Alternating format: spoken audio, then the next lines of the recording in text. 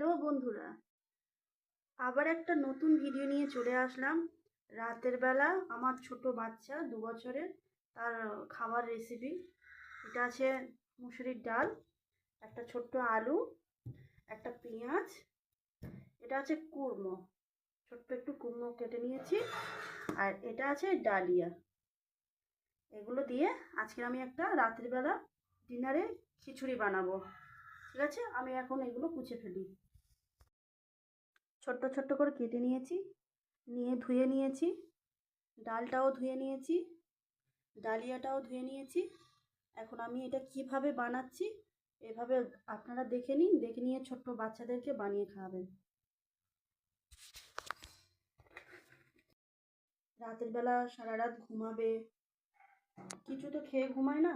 ছোটো ছোটো বাচ্চাদের, বেশিরভাগ বাচ্চারা না খেয়ে ঘুমিয়ে পড়ে। এরকম হেলদি হেলদি টেস্টি বাচ্চাদের খাদ্য বানিয়ে দিলে না, তাদের খেতেও ভালো লাগবে আর এবং অনেক পুষ্টি পাবে। মুসুরির ডালে অনেক পুষ্টি আছে, ডালিয়াতেও আছে। বাচ্চাদের পক্ষে এটা খুবই ভালো। আমার দেখে বাড়িতে একবার করে বানিয়ে খাওয়াতে পারেন। বা যেসব বাচ্চাদের, যে যারা চুলাতে রান্না করে, গ্যাস নেই বাড়িতে, তারাও এরকম বানাতে পারো। একবারে দিয়ে দিয়ে ছেড়ে দেবে। গ্যাস নেই বলে কি বানাতে পারবে না? অল্প হলুদ দেবে, এটা কাঁচা জিরে গুঁড়ো দিলে একটু টেস্ট হয়, বাচ্চাদের খেতে ভালো লাগে। এটা কোনো মশলা দেবে না, কেন বাচ্চাদের বিনা মশলাতে খাওয়ালে খুবই ভালো, স্বাস্থ্যের পক্ষেও ভালো।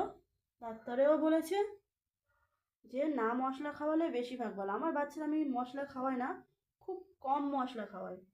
এই 2 বছর বয়স মশলা খাইয়েছি হয়তো 1-2 বার। আমি এই পেস্ট করে নিচ্ছি, হাত দিয়ে মাখিয়ে নিলাম। নেওয়ার পরে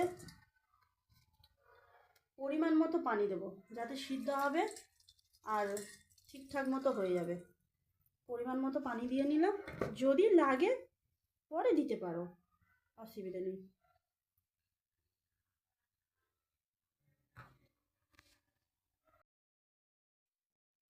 মারা বেশিরভাগ চিন্তা করে যে বাচ্চাদের কি খাওয়াবো, রাতে কি খাওয়াবো, দিনেতে কি খাওয়াবো, সকালে কি খাওয়াবো। আমারও ওই রকমই চিন্তা হয়, কিন্তু আমি এখন কোনো টেনশন করি না। নিজের অভিজ্ঞতা থেকে আমি খাওয়াই, যেটা আমার বাচ্চার ভালো হবে, যেটা পেটে সইবে, গ্যাস হবে না, প্রবলেম হবে না, আমি সেগুলো খাওয়ানোর চেষ্টা করি। আমিও চাইবো যে আপনারাও এইভাবে খাওয়ানোর চেষ্টা করবেন বাচ্চাদেরকে। বোঝার চেষ্টা করবেন যে বাচ্চাদের পেটে গ্যাস হচ্ছে কি না, তাদের পেটে কোনো প্রবলেম হচ্ছে না, শরীরে সয়ে গেছে খাবারটা, তবে দেবেন।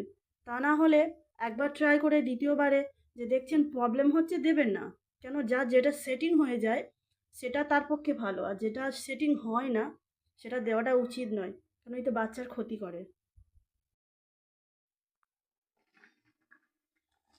স্বাদ মতো একটু লবণ দিয়ে দিচ্ছি।